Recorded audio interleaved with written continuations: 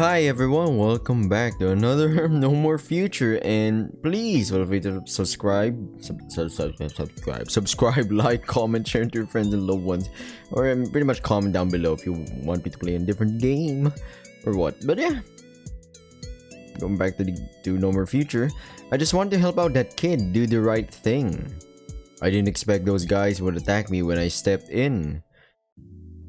Oh, and I didn't expect myself to react so harshly when they did. I'm sorry about that, I really am. Don't be, you have nothing to apologize for. Again, the scientist's tone does a complete 180, sweeping you clean off your feet. You reacted like any righteous human would. Where our current time's not so absolutely effed up, there is no shame in that. In fact, I dare say that you gave us a huge favor by intervening. We gained a lot of data throughout that whole debacle, which my team's already hard at work analyzing. I should be thanking you though. Oh wait, yeah. Though your actions may have been illegal, they were also most definitely moral. Well, at least that's how I choose to interpret that for now. Time will tell whether that's truly the case or not, but I remain hopeful. You'd probably be smiling at the woman's reassuring words if Badware's theories from earlier weren't still haunting the recesses of your mind. But before you can tell your friend about that, there's still some other things you feel the need to point out to her. Even so, you should have told me about my current legal status before all this. Had I known the things Jasper revealed to me earlier, I likely would have hesitated before doing something so reckless. Hence, one of the reasons why I kept quiet about it. If you were still human, you'd probably have earned the record for most jaw drops in one conversation by now. So you did want me to defend that boy from those thugs? I never said anything of the sort. Don't start taking me too seriously now, Isaac. Isaac, I suck. You're right to say that you likely would have thought twice about engaging those criminals if you knew all you know. If you knew all you know now, but that is precisely why you needed to remain in the dark about all this. Ignorance isn't just bliss, it's freedom. Freedom to act however you please, without rules or contracts binding you to one will or the other. And you, out of your own free will, chose to support that young man in need without paying heed to all the bureaucratic nonsense that would have otherwise stopped you. Because even though you knew that self-defense is illegal for humans, your sense of selflessness was stronger than your doubts. The woman makes some valid, perhaps even inspiring points. But you know better than to simply take them at face value now. That's because you said the law no longer applied to me yesterday, but that was only half the story. Had I known I was literally on my own out there, with everyone free to harass and hit me with impunity, with no chance for me to protect myself, I never would have exposed myself to danger like that. Isaac, really, you're not defenseless. I made sure of that. You're built like a one-man army. Hell, most nations' armed forces won't even put a dent on your metallic skin. You immediately realize what the Siamese cat's referring to as soon as she says that. The taser in my tail? Among other things, your body and mind alike are more than prepared to deal with any would-be attacker. We have programmed your body to respond to stressful situations with the utmost precision, just like Natalie taught you to browse the web and check your status with your mind. Your body was taught to react to your thoughts the same way. Ooh. Wow, that's kind of badass, really. What if you were given an opportunity to enhance any of your body? You can jump higher, you can punch through walls, you can carry things heavier, you can see through walls, I guess, that's X-ray vision, I don't know. Or you can browse the web on the spot, but that'll be more like brain enhancements, but yeah. Would you take it? Me, I have no answer to that for now. You need only think of how you wish to protect yourself for your muscles to act. A secondary subroutine will fill in the gaps in your logic when necessary. So I'm not the one doing the fighting then. You are Your body won't move without your authorization, and you won't do anything you did not wish to do to begin with. Okay, I see what you're saying. The best way to describe the system is more like an aim assist software in a shooter video game. The software may be the one doing all the aiming, but you're the one pulling the trigger. And here you thought your body couldn't possibly get any weirder or cooler. Now you almost feel like a hero in some cheesy action flick. Not that the thought is any less reassuring to you considering your grave circumstances, but it's at least somewhat funny to think about. So you're saying I'm cheating? Hello? You're synthetic. Your whole existence is a massive life hack. Either way, the system still needs some time to adjust to your command, so expect it to become better and better with time, assuming that it'll be necessary, of course. You sincerely hope that won't be the case. I'm still not sure how I feel about this. I never thought I'd need to actually fight to keep myself safe. It's what you have to do given your circumstances, and I made sure that you were more than equipped to handle it. This goes to show how much Jasper is talking out of his ass whenever he says that I'm not thinking ahead. He may think that I'm always 2 steps behind him, but that's because he can't see me staring down at him from the top of the stairs. Even you have to admit that Mary was more thoroughly prepared than she seemed at first glance. You're not sure whether she actually wanted you to end up in a fight or not, but she clearly had planned ahead to keep you safe in case the worst happened. You still have your doubts about the way she chose to approach this. Of course, you can't say you particularly appreciate her keeping secrets from you, even if it was for the sake of research. However, as it currently stands, you have far more pressing concerns to worry about. What about Bradbury? Forget about him. He's just a little kid with too much power on his hands for his own good. You say that, but he said a lot of things to me earlier, a lot of really bad things. He said that he doesn't believe in my humanity, that I'm nothing more than a program.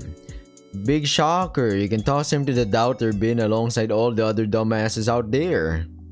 But we still don't have any evidence to prove him wrong with, do we? After some time spent thinking, the cat exhales a long sigh while she shakes her head. No, we do not have any proof of that for now. So then why? Look, we aren't going to get any definitive proof anytime soon. What we're looking for isn't as easily ascertainable as gravity or time. There's nothing you can do to get rid of your uncertainty in regards to your condition. What you can do, however, is change how you feel about it. Sorry, I read that wrong. How I feel about it? What does Mary mean when she says to change how you feel about it? How are you meant to feel right now except completely lost? Given that you don't know whether you're human or not, there's only 2 things you can do. You can either hope that you are or resign yourself to the belief that you are not. But why resign yourself to such a grim outlook when hope's still shining bright? Especially after what you pulled last night. You are human. Human, Isaac. I believe that with all my heart. It's time you started to believe that too. It takes a while for you to sort through your day's thoughts, but ultimately you cannot help but agree with the bright lady before you. Right now, when so much remains unknown and ever-changing hope is your most prized possession, you cannot let your fears and anxieties get rid of it while you worry over things you cannot change. Until you know for certain what you are, you're going to continue thinking and acting like the human you know you are. It's the least you can do to return the favor to Mary and all the others that work every day in order to prove it. Right. Thanks, Mary. Anytime, Isaac. Glad I could help clear some doubts.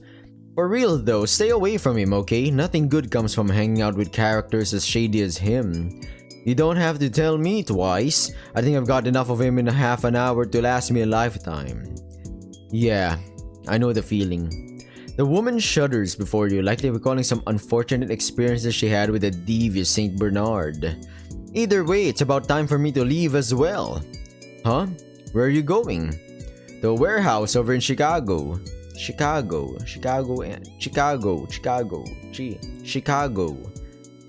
We're storing some synthetic prototype bodies in there for testing purposes, but someone broke in last night and stole a handful of them.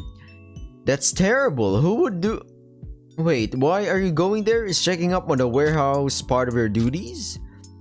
Mary suddenly starts flinging her arms around in the air, openly showing that she's just as bewildered as you are.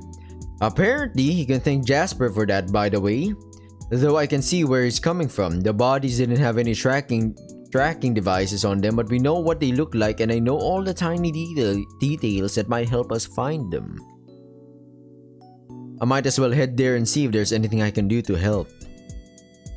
You cannot help but wonder who in their right mind would try to steal synthetic bodies from Pandora. Yeah, it's a big company. What could anyone even do with them? Oh, come on, Isaac. I could think of some things that people can do with them. Devious things. Without Pandora's expensive equipment, you don't believe anyone could effectively transition into them, unless they merely plan to scrap them for parts. Full of uncertainties as you are, you decide to forget about this whole thing for a moment and get back to your rapidly ending conversation with Mary. Well, I wish you good luck with that then. Hopefully you can recover those bodies sooner rather than later. Thanks, I appreciate it. As for you, I suggest you take the day off, so to speak. Find some quiet place to unwind from all the nonsense Bradbury tried to force in your head. But not here. Sadly, Jasper is going to be back with a cleanup crew any moment now, so your apartment's going to be out of order until tonight at least. Yup, I thought so. I was hoping I could spend some time relaxing on my couch or something, but I guess I'm just gonna wander around the city or something. Oh, don't be so dramatic. I'll hit up Natalie and have her contact you in a minute. I'm sure you two can cook up something together. Yeah, that sounds like a good idea. Thanks, Mary. No problemo. Talk to you tomorrow, alright? Sounds good to me. Take care. With nothing left to say, the woman cheerfully leaves the apartment, followed soon after by you. By the time you close the door behind you, the cat has already disappeared up the stairs near the elevator. This whole building sure has been having a rough couple of days. First the elevator yesterday, now... well, everything really. Your morning was rougher than ever, too. Between Bradbury, Harlan, Jasper, and Mary just being themselves, you barely had a moment to sit down and unwind. And it doesn't look like you're going to find one even now, with your whole apartment going off limits in a few. What are you even supposed to be doing now? Staying here with Jasper still furious with you sounds like a terrible idea, but leaving the condo sounds even worse. You've nowhere to go and nothing to do. Today's really not your day, it seems. However, before you can fully sink into your despair and confusion, a familiar voice starts chirping in your head. I'm here! I'm here! The Labrador's huffs and puffs can be heard even from where you stand, much to your surprise. I'm sorry, I overslept. It's alright, Nats. Jeez, you scared the life out of me. The canine really has a knack for calling you without any sort of forewarning. You have a feeling these occurrences will only become more common as you spend more time together. Oh my gosh, today's just been a mess. First my alarm doesn't wake me up, then Mary calls me saying that you're in trouble. And now I found out you were jumped by the FBI themselves. And to top it all off, I almost managed to kill you on call, again. You're being a tad dramatic now, come on. But it's true that some FBI agents did come to visit me. Can't say that was fun. The dog gasped upon hearing you confirm her suspicions, the worry in her voice now more evident than ever. Oh no, that sounds terrible. It really was. But it's all over now. Thanks to Mary and Jasper. Natalie gasped again upon hearing you mention those names, this time in surprise. Wow, Mr. Morgan came to help you himself? That's amazing! Subarashi. I thought he didn't like you all that much. He doesn't, he was just worried about Pandora's reputation again. I see. Your friend sounds a little dejected, almost as if she'd hoped the CEO had re-evaluated his opinions on synthetics since his last meeting. But you, more than anyone, know that changing people's minds is a far more difficult process than it seems at first glance. Yeah, hell yeah. You can't just change someone's mind immediately like snap. Unless the people that change their minds, not fully, are people pleasers. The yes man, the yes people. People that like want to fit in. You know, sometimes, okay, here's a group of friends. There's one guy that always leads a group. They don't really think he's the leader in a way, but if push comes to shove, they push that guy as the leader and they'll follow that person. and let's say they say an opinion, the person says an opinion, everybody just agrees, you know. Sometimes it happens. Okay, going back to the game. And speaking of people who won't be so easily dissuaded, say, what's up? How much do you know about the FBI? The FBI? The Federal Bureau of Investigation? The worry in the girl's voice turns to simple uncertainty upon hearing her question. Yeah, I was approached by an agent called Bradbury today, a St. Bernard looking dog, real shady fellow. And not only that, he was joined by a synthetic and a real strange one at that. I've never seen anything like it before. I see. The Labrador ponders her question for some time but ultimately can't come up with anything other than a defeated sigh. Sorry to disappoint, but I don't know much of anything on those guys aside from the fact that they have some influence on the upper echelons of Pandora. Mary seems to hate them a great deal, but other than a few insults she slings their way every once in a while, she never really talks about them. Aside from that, all I know about them is common knowledge. That's okay, I'm thankful for your help nonetheless. No problem, still I agree that it's strange that they had the synthetic with them. You think it's one of ours? I think Bradbury more or less confirmed it during our conversation at some point. Moreover, it also explained why Jasper and Mary barely reacted to it when they saw him. You definitely have a lot of questions you need to ask Mary the next time you see her. You never told her about Bradbury's suspicions about their hidden agenda either. Your next talk together sounds like it'll be fun. What's this? What's what? You have an unread message from a guy called Apollo. It was sent from somewhere in your building. Noticing the woman's confusion, you immediately try to dispel her doubts. That's the lamb that I rescued yesterday. He lives a few floors above me. We're friends now. Ah, so that's it. I was pretty surprised for a second. I thought I'd need to wait at least a couple more weeks before you shared your number with someone. In your heart, you know Natalie's merely happy that you could find a friend you could trust after all the trouble you've been having recently. But in your head, that kind of sounds like a diss for a second, you know? You dissing my man Isaac, Natalie? You're definitely overthinking things again. You should probably get back to the important things before you say something stupid again. So, what's the message about? Oh, right, you don't know how to access that yet. Here, let me read it for you. He just asked if you could come visit him before noon. He has a favor to ask you. A favor? Did he specify what it was about? Nope. The wording's as vague as can be. That is pretty weird, or it would be had it come from anyone other than him. Given all his memory troubles he has to deal with, he probably forgot what he needed your help with before he hit send. Well, only one way to find out. Guess we're visiting Apollo. With the elevator still busted from that EMP earlier, you head towards the stairs instead, climbing the many ramps that separate your floor from Apollo's with your curiosity nagging at the back of your head. What could Apollo need from you all of a sudden? Is he somehow in trouble again? No, that sounds unlikely. He probably just needs help finding the bathroom or something. Okay, maybe that was a little mean. Trying not to come up with any more jokes that poke fun at your Caprine friend, you continue your trek through the building until you reach the apartment you were looking for. Sorry, I was going through the multiple pronunciations of that word in my head. That's his door? It is. 1 second. Apollo, are you... Before you can even finish beckoning him, the cheerful-looking lamb suddenly jumps out of the door, a large smile on his face. Oh, hey there, Isaac. Goodness, I didn't expect you to be here so soon. It is soon, right? I hope I didn't lose track of time again. He really doesn't waste any time showcasing his uniqueness, that's for sure. You can't help but wonder what Natalie must be thinking right now, seeing him like this. How long has he been waiting for you from behind the door, you wonder?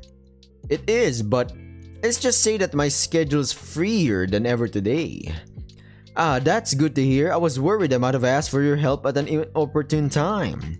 Looks like the lamb does recall why he needed you here. Then he most likely just forgot to tell you all. Before you can ask the young man what he needs, however, he immediately motions to you to follow him inside. Well, come in then. I'll get right to the chase. Nodding along to the young man's request, you follow him inside his abode once again.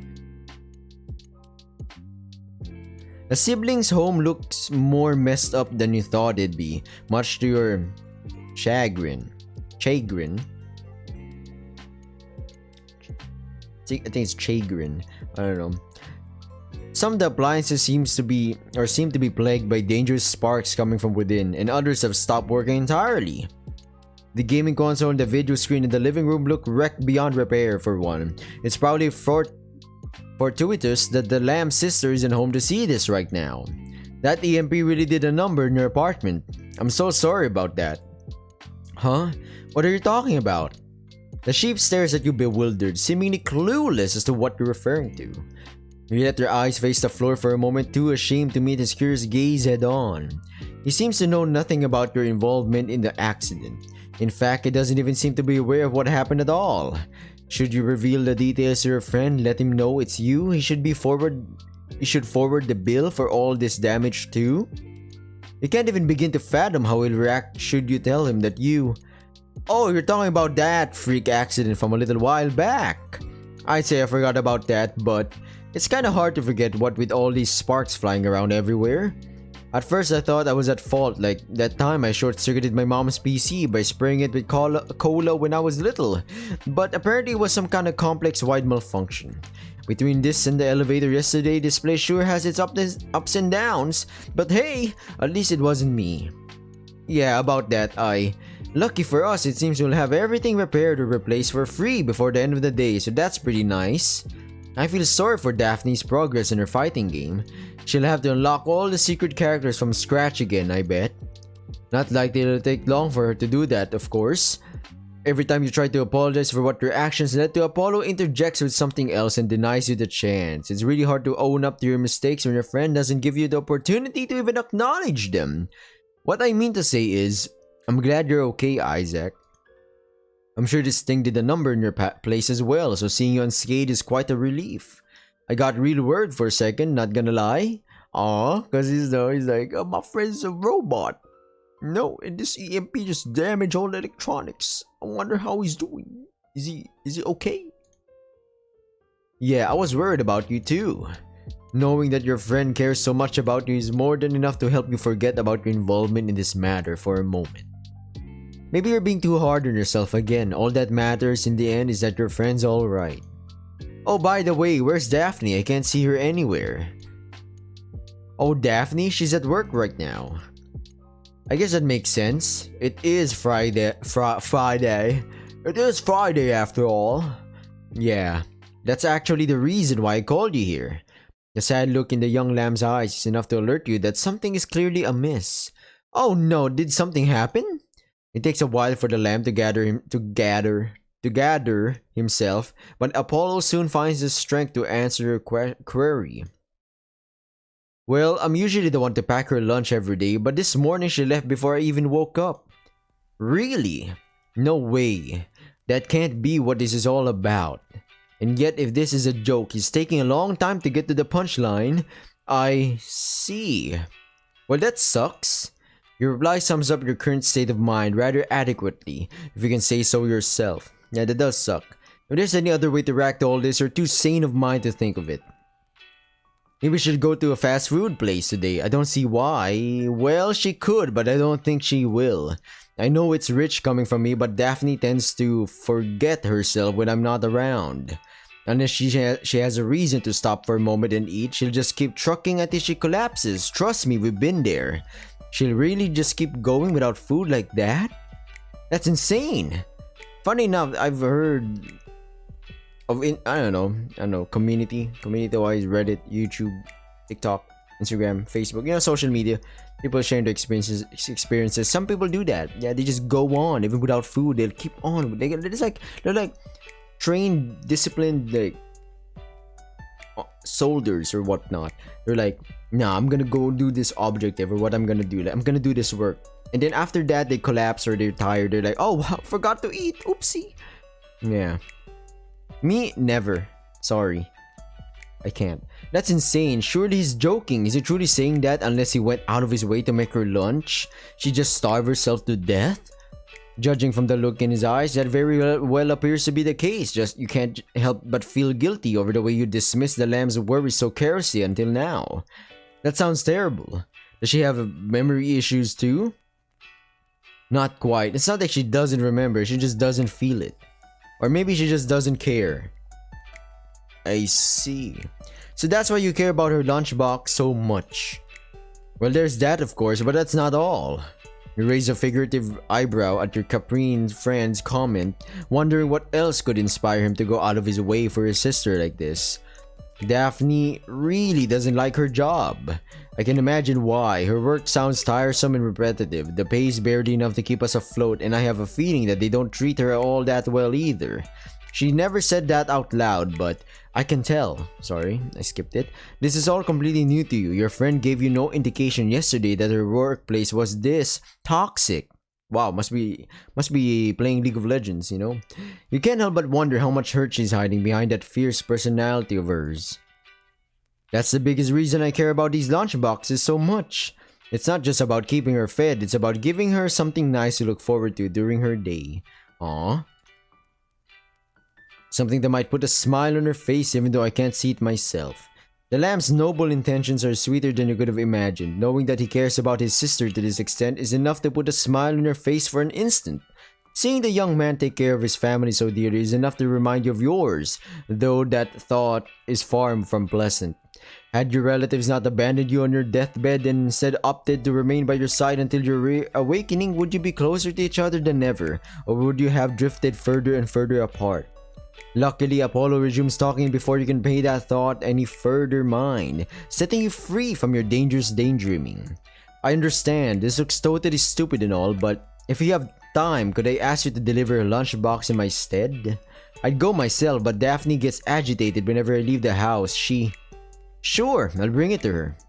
The words came out of your mouth faster than you could even think them up. Really? You really do it? He's the real deal. Apollo. He's the MC. Of course, like I said, I don't have any plans for today. I don't mind using my time to help out my friends. Apollo looks at first surprised by your kindness, but ultimately shows you his deep gratitude with a smile. Awesome. I don't know how to thank you, Isaac. I'll go touch up and fetch the lunchbox real quick. Luckily, I got almost everything ready before everything blew up earlier. I won't be long, so be patient, alright? Take your time, I'm not going anywhere. Great, thanks again. With a little pep in his step, Apollo heads towards the kitchen, ready to get to work on finishing up his preparations, which, judging by how many drawers he's opening and how lost his expression looks, might take a while after all. He seems a little weird. While you wait for him to be done, you hear Natalie trying to strike up a conversation with you once again. Look who's talking. Hey! The canine feigns anger over your retort, but you can tell that she's just fooling around and that she knows you are as well. But yeah, he has some memory issues, apparently, or something like that. Don't really know the specifics, only that talking with him always feels like a one-way trip to a nursing home. Aside from that, he's a very good kid, really cares about his sister. Yup, I've noticed. Gosh, I almost started sobbing when I heard his explanation earlier. So sweet! You laugh off Natalie's comments as a joke, though knowing the emotional Labrador, she was likely being serious. Still, memory issues, I almost didn't notice them during that whole conversation. He seemed to recall most of his stuff fairly well. Yeah, I thought so too. He definitely doesn't suffer from amnesia or anything of the sort. The way he remembers some things but not the others seems almost selective in a way. Well, it's called selective amnesia or selective short-term memory, or this person just has bad memory overall. Like, some things are easier for him to remember than others. Maybe easier to forget. And it's like, most people do. I see you think he's faking it. I see, you think he's faking it? Faking it? Natalie! It's not like her theory is completely unreasonable given what you know about the lamb so far, but you can't help but take offense at the Labrador's words nonetheless. Hey, I'm just throwing out ideas here. I'm not saying it's true, I'm just considering things is all. Either way, that was pretty rude. We shouldn't assume people are hiding something just because we can't understand them. Besides, the way Daphne reacted when you brought it up yesterday made it clear that she's well aware of the lapses in her brother's memory and how quirky he can come off at times. If he truly is lying about his condition, then he'd be lying to his sister too, and that sounds very unlikely. Okay, sorry. Still, as your handler, I'm supposed to keep an eye out for you, remember? Considering the unthinkable, rude though it may be, helps me stay on my toes. I know you'd rather assume everything's always gonna be fine, but given the current state of affairs, someone's gotta be prepared in case anything happens. Understanding what that anything could be and how to counter it, that's just another one of my jobs. That's certainly not how you interpreted Natalie's role as your handler, but it's definitely not a wrong interpretation now that you consider it. Oh,